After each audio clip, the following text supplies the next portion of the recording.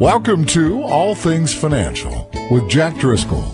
Each week, Jack takes on all things you thought were hard to understand about your finances and makes it fun, easy, but most of all interesting. From insurance to the best way to save your money and squeeze the most out of the dollars you put aside for your rainy day. And now, you have a friend in the money business. Here's your host, Jack Driscoll. Welcome back again, everyone, to another edition of All Things Financial. You know I like to talk about on this show some of the things in the recent news. I like that. I like helping people see what to do and what not to do, what is going on, what is not going on, just up-to-date information. And I've run into so many different changes this year that we try to predict and we try to promote and we try to say, hey, here are the areas that you need to work on due to these latest changes. And every one of them is getting foiled because all the government actions are turning into inactions or reversals. It's really hard to plan. So we look at first, there was a fiduciary rule that was passed. In fact, it began to be proposed and passed way back in 2010 under development, and it grew and grew and grew and grew. And then June 9th, it actually went into effect. And this fiduciary rule is now under debate and maybe ruled out or maybe thrown out or maybe changed. So I'll explain that in a minute and what that is and what it means to you and whether it's even here to stay. And then we look at health reform. We say, oh, we're going to change this and we're going to throw out Obamacare. No, we're going to keep Obamacare, and GOP has a plan, and then we have this and we have that, and then everything's out and we're back to the original. And all that discussion, it gets us all riled up and we don't know what to do. We don't know whether we're going to lose our health insurance, keep our health insurance, change our health insurance, whether we're going to be eligible or not eligible. What are the costs? Are companies pulling out or are they staying in? And we're in a constant state of turmoil in our financial planning based on those scenarios. Folks, there are some things we can control and there are some things we can't. But boys, those outside forces, it sure would be nice if we had some direction on what was really going to happen when they're proposed, because it's really disrupting our planning. And now we come into, okay, it's not going to be health overhaul. Okay, let's do the tax system. Let's do a tax overhaul. Well, now we're entering into pre-tax season, because when we get to October, November, December, we're in late year tax planning. Probably the most profitable potential time of the year for planning income tax wise. Do we pay bills now? Do we take write-offs now? Do we do this now? Do we contribute to IRAs? Do we wait? Do we do Roth IRA reconversions? What do we do here? Do we recharacterize a Roth IRA and then convert the traditional IRA back into the Roth again? Do we wait? Do we sell stocks and do swap losses? Or do we not take advantage of tax losses? Sounds like Greek, everything I'm talking about right now, doesn't it? Well, those are all the questions and many more just like it. We sharpen our pencils, financial planners and tax preparers alike, between October and December, because we do tax planning, folks.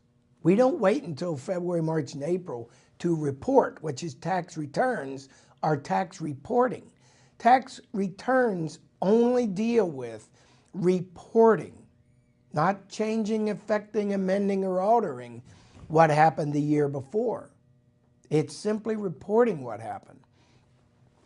October, November, December, it's proactive tax planning time.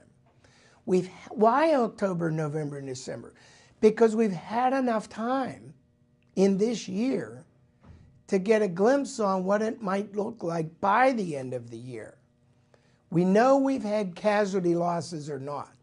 I talked about the hurricanes and all. If we have unreimbursed casualty losses, it's a tax deduction up to certain limits.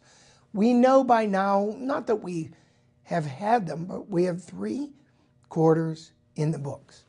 That leaves only 1/4 left. So 3/4 of our year is behind us. We know our income, what it's likely to be. We know a lot of things, and we could predict with our crystal ball between now and the end of the year what things are most likely to look like. So if we hit the lottery, we know, we've got a large taxable event. Or if something happened and we have a windfall, we got an inheritance, and there's a large taxable event as a result of that, we know by now, or whether we're expecting one or selling a house or whatever it is. We also know if we have losses and whether we do tax planning. Well, everything was fine until what just happened? A proposed tax plan that might change into tax or can evolve into tax reform, which might revolve into tax reform the greatest in the last number of years, which might mean all of our plans go up in smoke. But based on what I said at the beginning of the show, we have healthcare in turmoil. We have the fiduciary rule in turmoil. Who's to say any tax reform will go through or not? So now we're all up in arms about here's what might happen, here's what might change, and we are going to be, as we should be, as responsible financial planners and tax planners. We need to be attentive to this. And then maybe after the dust settles, there aren't enough votes to pass reform and it stays exactly the same. That's happened many times before. But we need to be proactive, and we need to be looking at, if there's tax reform, are there things we need to do now in this tax year, before the end of the tax year, in case there's tax reform, that we won't get this opportunity ever again. And what I mean by that is taking write-offs that we want that will no longer be there, or rearranging our estates in a way that we want. Will we lose what's called the step up in cost basis or things like that? So I'm going to talk about that a little bit. But before I do, because tax reform has just been proposed, the instant healthcare reform got shut down again, tax reform is now proposed as the next major agenda. So guess what we're going to be talking about a lot. But let me get back to that fiduciary. I know you're all aware of the healthcare turmoil, and it is a turmoil. But this fiduciary situation, let me tell you what it is. Explain what that means. The Department of Labor, as early as 2010, proposed that investors are not being fairly treated and in the best interests of the investors by their financial advisors. So it was determined by the Department of Labor, major overhaul and changes needed made to make all advisors fiduciaries, which puts the responsibility and legal liability onto the financial advisor, that they must all act in the best interest of the consumer or customer first, above and beyond their own interests, personal or financial. So it's designed to try to reduce the risk of financial advisors acting in their best interests, promoting or proposing products that they get paid more or they get paid a lot and might not be in the best interests of the consumer, because they might not be acting in the consumer's best interest first. So that is where the Department of Labor's fiduciary care proposals actually became into law. And and it is in law. It was finally passed and put into force, put into effect June 9th. Now that law sounds like it should be simple, but as it turns out, the financial industry determined, because of having to be in compliance with the law, there were not allowed to be a lot of products that are currently in existence were not allowed to be sold anymore. In other words, if there was an upfront commission and there was a fee-based type product, or if there was a higher fee on one type product and there were lower fee products available, that the higher fee products would no longer be allowed, or the commission, upfront commission products might no longer be allowed. It's a lot more complex than this, but the reason I'm bringing it up is now that whole law is in jeopardy because of many reasons. We have lobbyist groups that are trying to fight it, but we also have situations where many financial products were taken off the table and no longer exist and available to the public when the conflict came that some consumers said, wait a minute, we want free choice. We want to be able to pay maybe what you think is unfair, Department of Labor, a commission up front and never have to pay that advisor again. We don't want to have to pay, although it's a smaller fee, a fee every year for something that the advisor only has to do work once for, and we have to pay the advisor every year on the account, even though it might only be 0.5% versus a 4% commission up front. Now we're paying the advisor every year for work they don't have to do anymore, any work, where some accounts now the advisors have to work on every year, keep up to date, and that's a different story. So the customers even felt in some cases they were losing choice, and the companies offering products found they had to remove certain products altogether. But there were no comparable replacement products because the cost factor and structure to provide those products is higher than other types of products. And since they're not allowed to charge the commensurate fees to be able to offer the products, they had to take them off the shelf. So now the whole rule's in jeopardy. The Securities and Exchange Commission, SEC, stepping in and saying, we're going to take over, we're going to throw out that DOL law, we want to bring in the SEC fiduciary law. Well, so now we're in a quagmire.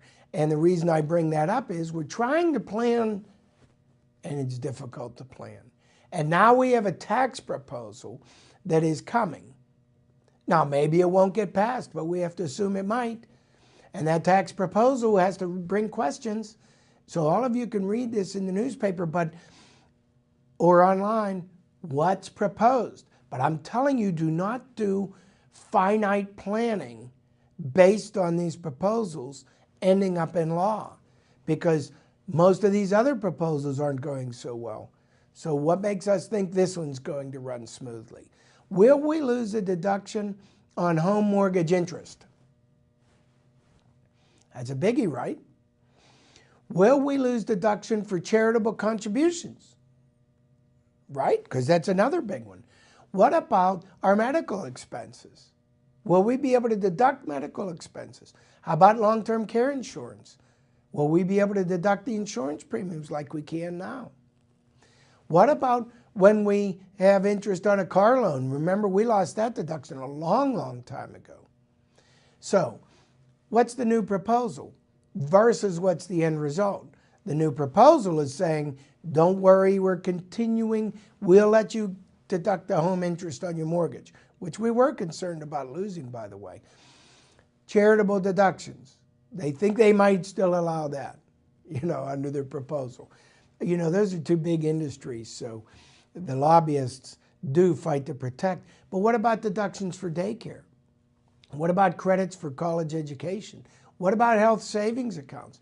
What about IRA deductibility? That's been on the table a lot, saying they may get rid, they meaning the government or the IRS, may get rid of the deductions for your 401k at work as a tax-deductible contribution and your IRAs at home as a tax-deductible contribution.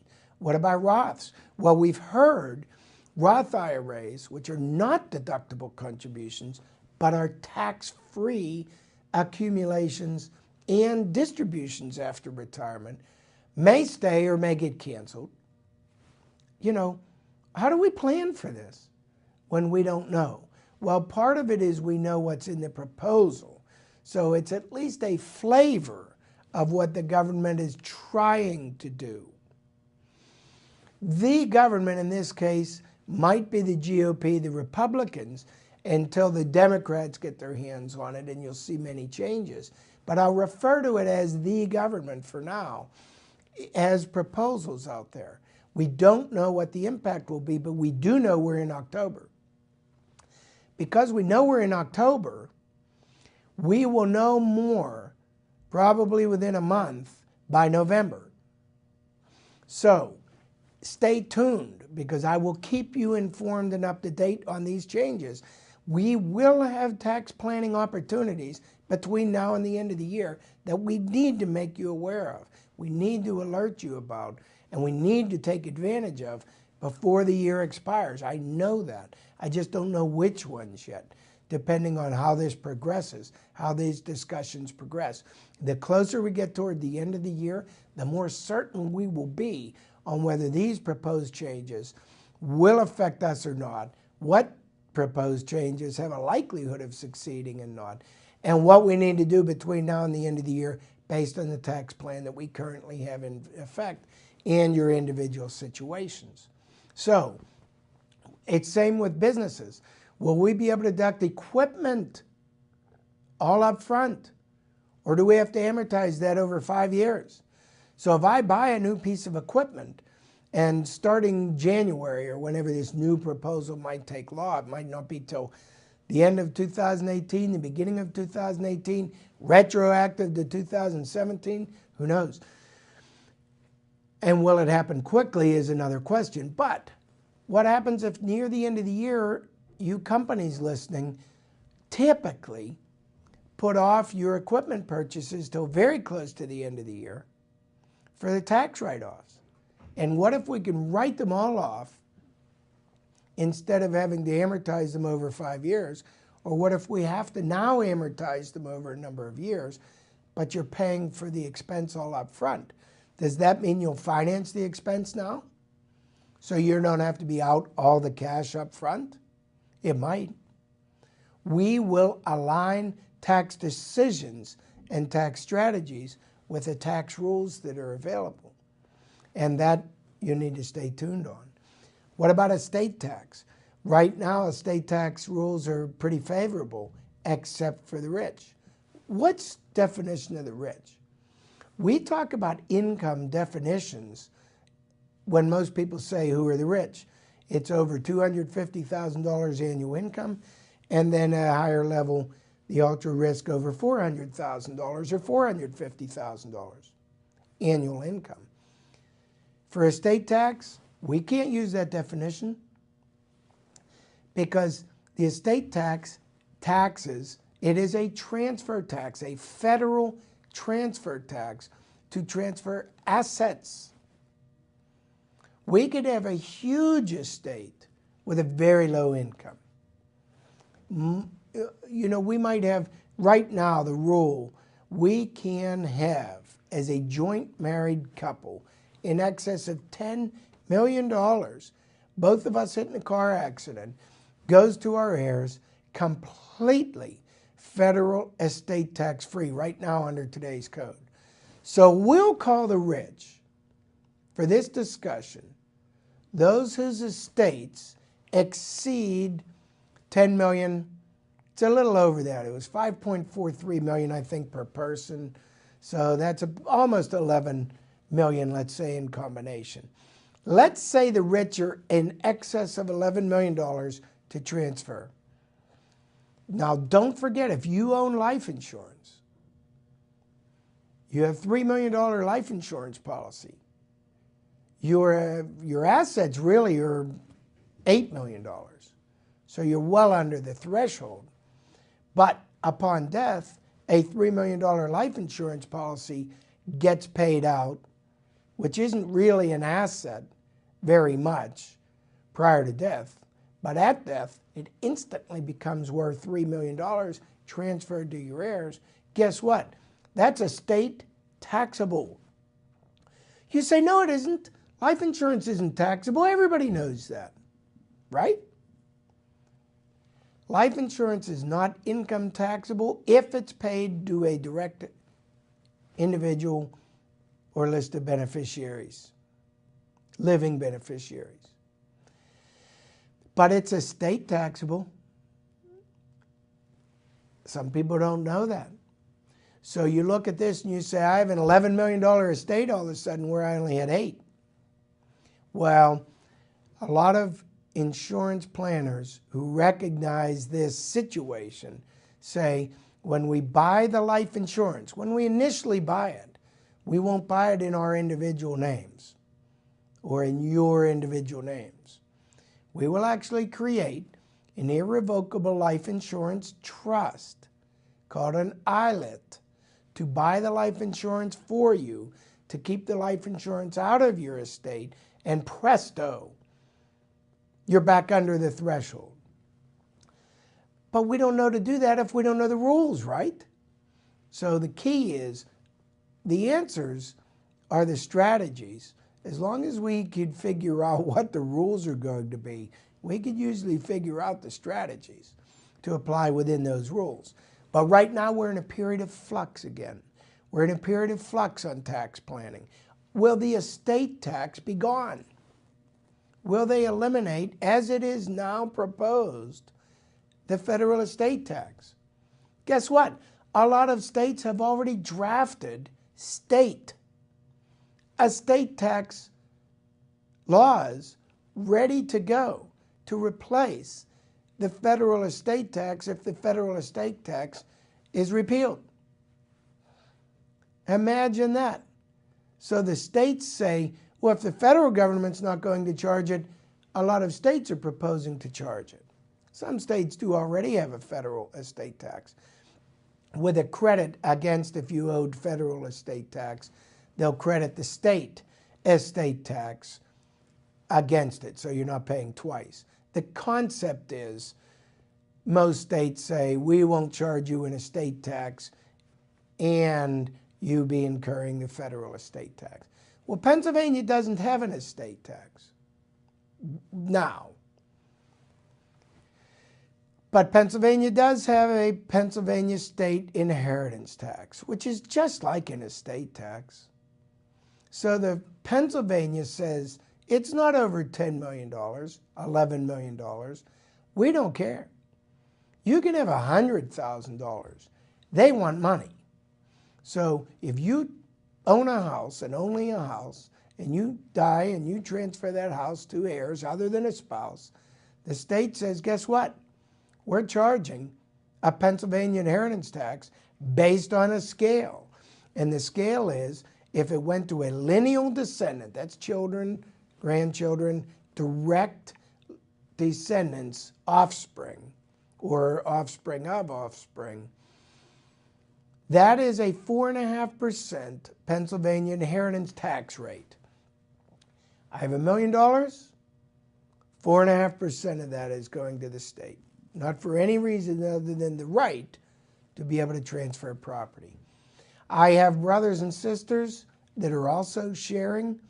They are not lineal descendants. Brothers and sisters will be taxed at 12% of whatever they inherit will go to the state. And non-relatives, non-related parties. I want a neighbor who's done favors for me and takes care of me. They will lose 15%, and this is today, to Pennsylvania inheritance tax, whether or not they're subject to a federal estate tax, which most aren't. So just how bad is this federal estate tax and the proposal to eliminate it? For most of us, it's already eliminated. But what we do have in today's tax code, which is highly beneficial, extremely cherished, not even recognized, and we might lose it. I have to study the terminology to find out, or the language in the proposals, to see if they're trying to get rid of this. What is next is called a step up in basis. I've talked about this in many shows. It's called a step up in basis, but it's really a step up in cost basis of all your assets. Cost basis means whatever you paid for an item. An item could be a building, an item could be a car, an item could be a stock. Any capital asset, really any item's kind of like a capital asset, I guess, whether it's a depreciable asset like a car or an appreciable asset like a house or stock. An asset's an asset until it's worth zero. Well, some investment real estate becomes worth zero. And you say, no, it doesn't, and I agree with you. No, it doesn't. Unless it truly becomes worthless, it's not zero. So for tax purposes, here's what happens. I buy an investment property. I am allowed depreciation on investment property on my taxes, which means I am allowed to depreciate a percentage of the cost I bought that property for. My initial cost, I'm able to get a little piece of that back every year through a depreciation deduction on my income tax return on investment real estate until it is fully depreciated. That's usually 27 to 28 years. And once it is fully depreciated, it is worthless for tax purposes, even though the property itself may have quadrupled in value and is far from being worthless. The problem is when I sell that investment property, the IRS says there is ordinary income tax, there is capital gains tax, and there is recapture of depreciation. All calculations take place there. The capital gains tax is anything that the property grew by or appreciated above my original purchase price, which was my original cost basis. Any amount of appreciation beyond that is taxed at capital gains tax rates. And I won't get into that in detail. But any amount that I depreciated below the cost, the original cost basis, will be recapture of depreciation taxed at a much higher tax rate. That is an onerous tax to the extent that it can be 28%. Medicare tax can apply the 3.8%. We might be paying 35 or 39.6% if we sell that property, even though we're subject to capital gains, favorable capital gains rates, as opposed to ordinary income tax on most of that sale. We can be frozen in our tracks as real estate property investors and afraid to move and not sell any of our properties, unless we wanted to sell them on installment sale. So here's what happens. That's all erased if I die. The heirs inherit that same tax quagmire totally tax-free.